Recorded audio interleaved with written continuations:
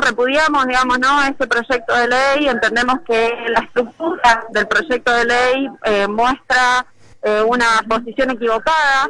El 70% de lo que se va a recaudar de la ley lo aportan los trabajadores, entonces Solidario tiene poco, porque hemos sido los sectores trabajadores y jubilados los que venimos sosteniendo los aportes para poder salir de la crisis en la cual estamos, y además somos los sectores que la crisis más golpea.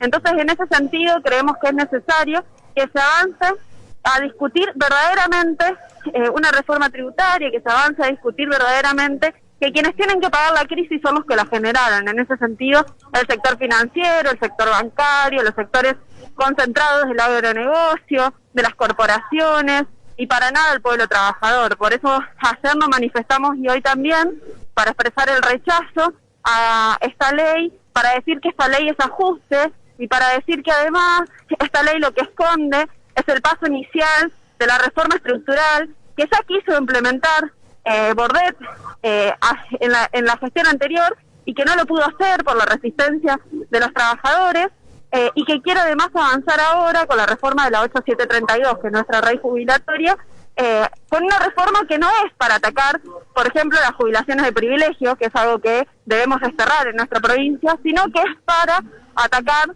a los trabajadores nuevamente, y seguir haciendo que el esfuerzo lo hagamos nosotros. Por eso creemos que es necesario repudiar esta ley, y creemos que es necesario que Bordet tome otro camino a la hora de generar recursos para salir de esta crisis.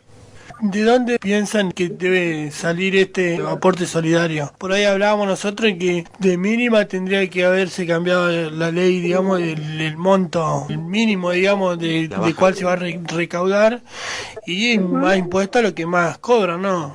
Totalmente, digamos. Acá lo que hay que hacer es generar la recuperación de riqueza de los sectores que siguen ganando de una manera descomunal, aún en esta crisis, y que quieren descargar esa crisis sobre los trabajadores, ¿no? El sector financiero, los bancos, el agronegocio, la parte concentrada del agronegocio, son en nuestra provincia quienes han seguido ganando y vienen ganando en estos últimos años fortunas, y a quienes hay que atacar fuertemente, ¿no?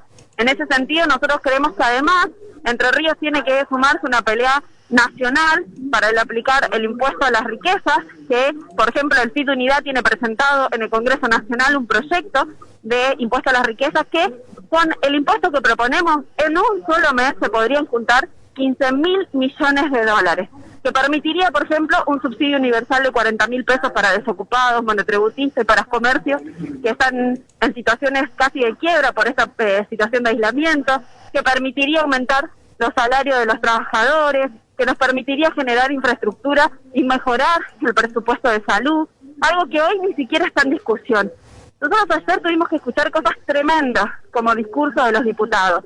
Decir, por ejemplo, que se aumentó el presupuesto de salud en la provincia. Ahora, yo soy trabajadora del Ministerio de Salud. Nosotros tuvimos que hacer hace 2 semanas una asamblea multitudinaria para exigir que nos entreguen los elementos de protección personal.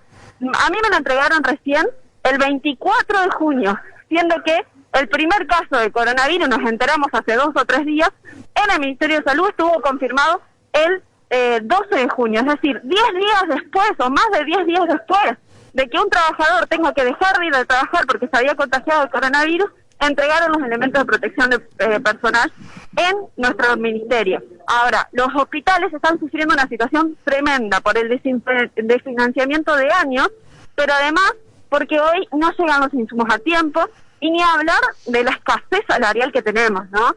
Yo creo que es tremendo también escuchar a diputados que dicen que este proyecto golpea solamente a los que tienen un mayor poder adquisitivo en nuestra provincia, y estamos hablando de salarios de 55.000 pesos. Los salarios de 55.000 pesos no pueden ser un privilegio cuando en la Argentina la línea de pobreza está a partir de los 40.000. Entonces todos los trabajadores estatales, en su gran mayoría, tenemos salarios de hambre, y eso se tiene que terminar. Como bien dicen ustedes, hay que ver de dónde sacar la plata. El impuesto a la riqueza, el no pago a la deuda externa son 2 puntos centrales que hay que discutir y en los cuales hay que avanzar. ¿Y por qué cree que no se discute, no se va a tocar los bolsillos de los más poderosos? Yo creo que hay una gran masa crítica que lo está exigiendo. La población en general exige el impuesto a la riqueza, la población acompañaría estas medidas, el no pago de la deuda. Más del 70% de los argentinos estaba en contra de que Macri, por ejemplo, tome deuda, y estaría en contra hoy de pagar estaría a favor hoy de no pagar más esa deuda, porque es ilegítima y es ilegal. El problema central es quienes toman las decisiones. Hoy por hoy, quienes toman las decisiones están atados a las ganancias de esos sectores corporativos y no a las necesidades y derechos básicos de los trabajadores, de la juventud, de los jubilados.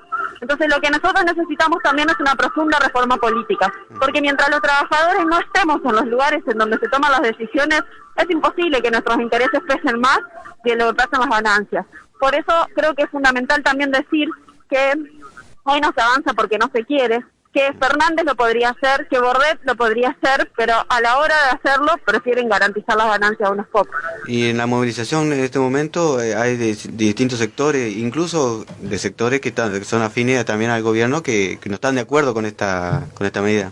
Sí, la movilización en este momento está llegando la gente. Hay que decir que es una movilización en contexto particular, ¿no? Se da en un contexto de aislamiento y es por eso que nosotros, por ejemplo, venimos con delegaciones de compañeros, no venimos con todos los compañeros porque también hay que cuidarnos, ¿no? Y también, bueno, sostenemos el distanciamiento social. Yo en este momento estoy hablando con barbijo, lo cual cuesta un montón, pero bueno, hay que cuidarnos, ¿no?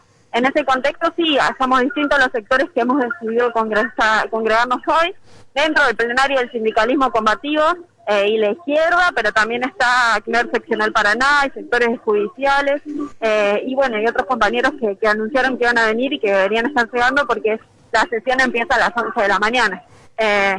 Así que, bueno, creo que es fundamental la unidad para enfrentar el ajuste y también para sacar conclusiones, ¿no? De que cuando la crisis se avecina, lamentablemente los gobiernos terminan favoreciendo, como se está viendo en todo el mundo y como ya se vio en crisis profundas en nuestra historia, terminan favoreciendo a los sectores concentrados y solamente es la organización y la lucha en la calle la que puede lograr y revertir esa situación.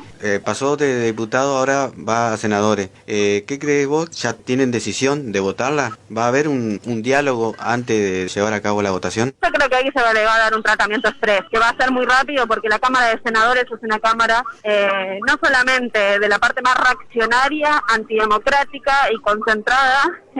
Nosotros, por ejemplo, desde el MST en el FIS de Unidad creemos que es necesario eliminar la Cámara de Senadores y generar una unicameral con mayor representación, porque la senadora termina siendo una escribanía del Poder Ejecutivo. Entonces, para mí hoy va a ser lamentable la situación, va a ser, de hecho, con todo lo que hay que discutir en esta provincia, la Cámara de Senadores se reúne hoy solamente para tratar esta ley. ¿Y esto y puede nada llevar más. a un costo político? Entonces, yo creo que ya lo pagó el costo político y si no, hablen con cada uno de los entrerrianos, digamos. Todos los entrerrianos sabemos que eso es un ajuste, aunque ellos quieran decir que es otra cosa.